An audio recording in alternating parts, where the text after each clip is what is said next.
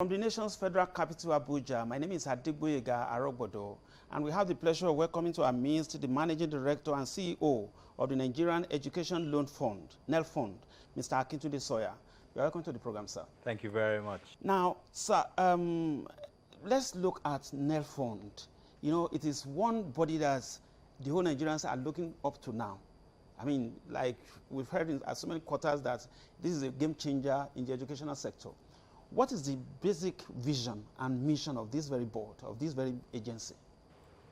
Thank you very much. The basic mission and vision for this agency is to bridge the gap for Nigerians who are aspiring to go and get higher education at a tertiary institution, but are struggling to find the money, the funds to be able to do that. But they have the right qualifications for entry. They are eligible, they have the desire, but they are shortchanged by the fact that they come from homes where perhaps they don't have enough money to send them to that institution. NEL Fund is here to bridge that gap for them. The outcome is that their lives should be improved. They should be more employable. And from there on in, they can go ahead and have a better life than is currently available to them in terms of opportunity. I think this is very important and is new in the Nigerian system. What are the criteria to, getting this loan? Because I must tell you, that is what will be on the lips of every Nigerian student. How do we get it? Okay, so the first thing is they need to be aware that this loan is available. If you don't know this is available, you can't apply for it. This part of what we're doing here today is to make sure that everybody, or as many people as possible, are aware. Once you have awareness of the existence of this opportunity, then it's what do you want to do? What they need to do after that is go to the portal, www.nelf.gov.ng. Once you get to that portal, it's very clear what needs to happen. There's a first of all, you have to establish that you are a Nigerian and that you have a NIN. You have to establish that you have some sort of acceptance to an institution of higher learning, a tertiary institution of higher learning in an institution that is owned by government. Third, you have to have a JAMB number. So that JAMB number is really your access to the institution. You have to have a BVN, a bank verification number, to show that you are a part of the financial system and you'll be able to pay back and you'll be able to receive salaries into a bank account. And then, of course, finally, your ability to be able to apply for the loan, either because you're already in an institution or you've been accepted into one. All of those things marry up. NIN, BVN, JAMB, admission number, matric number, and the desire to actually want to get that education. Once you have all those things, really, in truth, the desire makes you apply, you can get the loan. Time frame of, me getting the assurance that the loan is ready for me. Okay.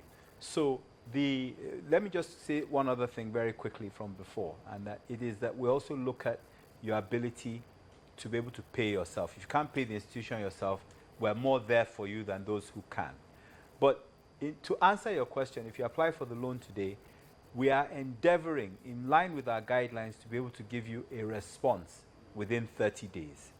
That response, we hope, for most people, will be yes, you are eligible for the loan, and therefore will give you the approval for the loan. In some cases, people are not eligible. You can't give everybody the loan because some people don't need it. Some people don't have the right credentials. They don't have the right eligibility. Or sometimes we will say, look, we have some questions we want to ask. Are you really a Nigerian? Are you really studying? Is this, are you really a priority for the nation in terms of where you are in your academic or employer career? We really need to understand that. But within 30 days, to answer your question, we will try to give you the response. When you get the value, isn't until you start at the institution. So if you apply for the loan today and we give you approval in 30 days, if your institution doesn't open or commence for entry till September, that's when you get the value, not 30 days after you've applied. Okay. So, one area that most Nigerians will be so cautious about is when it comes to the, the Nigerian factor, that this loan, is it going to be sustainable? Is it just for now, that maybe after some time, and what is the level of openness, when it comes to the disbursements of the loan? Is it just for everybody that applies, that are eligible, or just for, some sector of the society? Thank you. That's an important question. One of the things that we've done with this loan is we've created a system that is free of human interaction.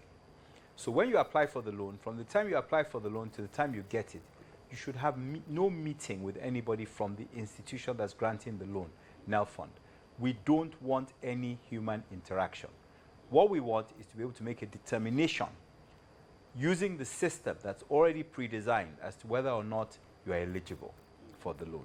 So when you say Nigerian factor, I don't know quite what you mean, but I know that everywhere in the world, there's a Singaporean factor, for example. There's a Chinese factor. There's an American factor. There's a Canadian factor. The truth about it is wherever you have issues in the world, people will try to circumvent that system. We have decided that for this system, we don't want any factor. The only factor we want is the factor of fairness and equity, so that those who apply, who rightly need it, can get it. So how has NELFund, been able to address the issue of repayment? Repayment of because it's a loan, it has to be repaid back. Yeah. What is the strategy? What is the modes of repayment back? I can give you the strategy. The strategy is very simple. It's based on what the law says. The law says that anybody who takes this loan is not obliged to start paying back until 2 years after youth service. That doesn't mean they can't pay back before then. If they have the money and they want to pay back early, why not? We will accept the money because we have other people who will be waiting in the queue to receive the loan. However, in order to make it easier for people who have applied for the loan, we give them time, 2 years after youth service, to actually have to report back to say, I'm ready to pay the loan. In some cases, by the way, after 2 years after youth corps, people are not ready to pay the loan. They may not have a job. They may not have a way of making money. We are not going to go after them. We're not going to force people to pay for a loan when they don't have a job. They have to be in a paid or paying job. And then to take it a step further, the employer, the person who employs the person with the loan, is obliged to check with NELFund to see whether that person has a loan with us or not. If they have a loan, then the employer, in agreement, of course, with the employee, will take a certain amount of money, 10% of their salary, and pay to NELFund on behalf of the loanee. So the funds will go direct from the employer to NELFund on behalf of the loanee, the individual who has now become the employee. That's how we've designed it to work. However, in some cases, people leave school or their educational career and they go and start their own business. Again, 2 years after youth corps, they are obliged to report to us that they have started their own business. And as soon as they become profitable, as soon as they are able to pay themselves a salary from that business, they are obliged to make remittances to NELFund. Failure to do that is a criminal offense. Let's look at the relationship between NELFund and the institutions, that's the tertiary institutions as it were. Now, what's the level of collaboration to ensure that this fund really meets the needs of the students? Okay, so one of the things that we've been able to do is work very well with the institutions. The way the platform, the application is set up is that without institutional verification, that student A is in this institution, even if they have every other credential fully ready, they can't get the loan. Couple of things going on here. First of all, we get authentication from the institution that that individual is studying or is about to commence a course of study at the institution. Secondly, the institution itself will receive funds directly from NELFund. So they know that there's money coming on behalf of 1, 2, 3, 4, or 1,000 students. So it's in the best interest of the institution to get these funds on behalf of the students who apply, who are coming to their place of study. So there's a high level of collaboration because everybody wins. NELFund wins because we're looking to give these loans. Student wins because their education is assured and guaranteed as long as we're the ones providing the loans and making the payments directly to the institution. The institution wins because they've got guaranteed funding coming through to them. So, let's look at the sustainability again. Like, what is the level of your collaboration? Is it just from the government that the loan is coming from, or there are areas of linking up with the private sector and public sector? What's the strategy for this sustainability of this loan?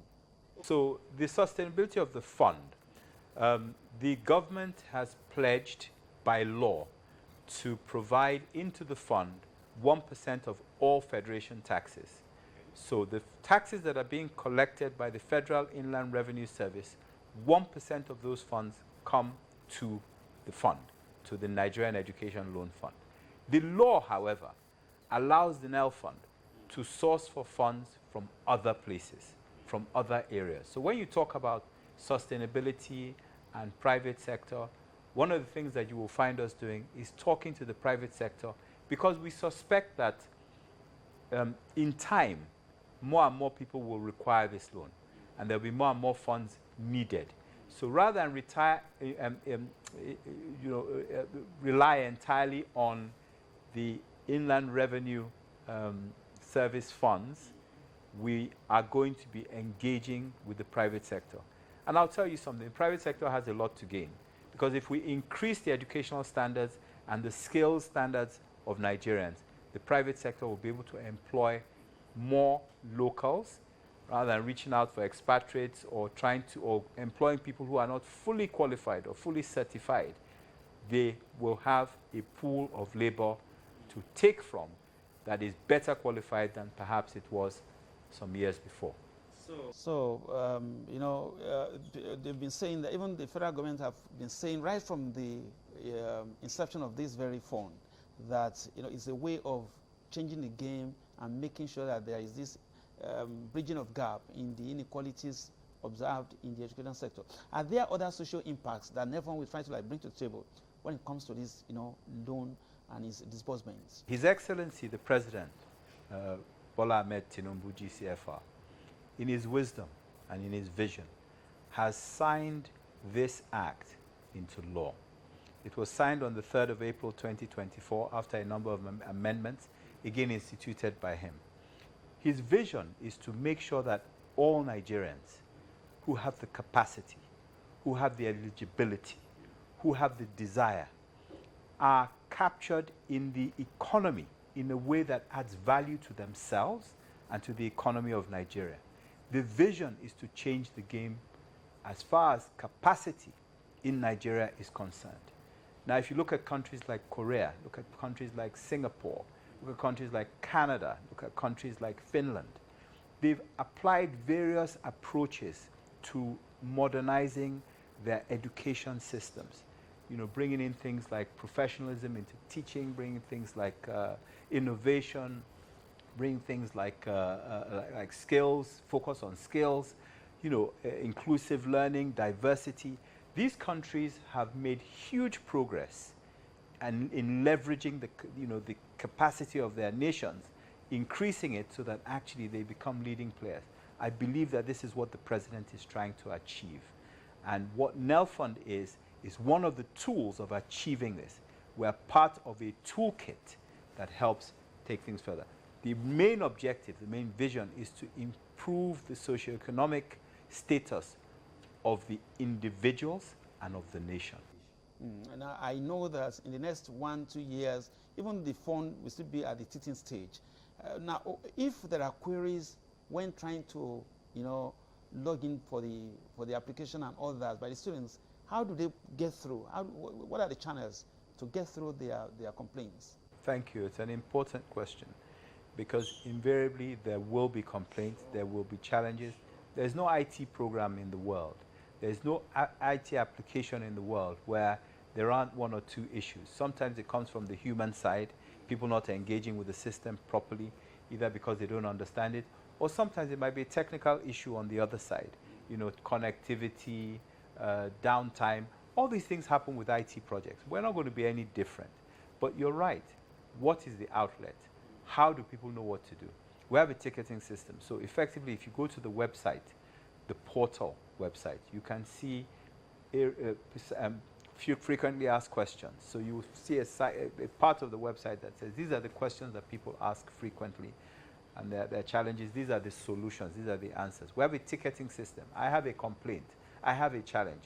You click on that, and you are able to post your question and get a response. We're getting lots and lots of people posting questions, posting issues that they might have. And we like it because it's important for us to solve those problems so that those coming behind don't have those problems. And sometimes those problems help us improve our systems. We're not arrogant. We're not saying that we've designed a perfect system. But the system is good enough to start, and we're ready to learn and improve as we go along. So finally, sir, what are your words of advice to parents, to students who wants to, leverage on this opportunity, wants to, apply for this loan? My advice to them is that, this loan, at least we're starting it as interest-free loan. So there's no interest being charged currently, even though we have the ability and we have the powers to do that. My advice to students or applicants and to parents is that it is important to take advantage of this opportunity that the president has brought into play. It is, education, I need not say, is the one thing that once you acquire it, nobody can take it away from you. If you buy a car, it can be repossessed, it can get old. If you buy a pair of shoes, if you are still a growing person, your feet can get too big for the shoes, or the shoes can get damaged. Education remains with you all the days of your life and is valued by others who might need that education to solve problems or enhance situations for them. It makes people ultimately much more employable.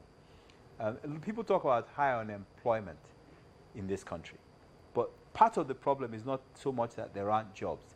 Part of the problem is that many, many people are not employable for those jobs. So you see companies going out to bring people from India and all kinds of places for jobs that Nigerians, if they had the right training, could do. So, this is a great opportunity for people to improve their own livelihoods and for collectively all of us to improve, if I can use the expression, the livelihood of Nigeria as a nation. Thank you very much for your input so far, sir. We really appreciate, your time. Thank you very much indeed for your time, and thanks for the interview. Mr. Akintunde Sawyer is the Managing Director, Nigerian Education Loan Fund, NELFund, and he has been our guest this morning on The Conversation. The conversation continues from the Lagos studios. Adegboyega Arogbodo is my name, from the nation's federal capital, Abuja.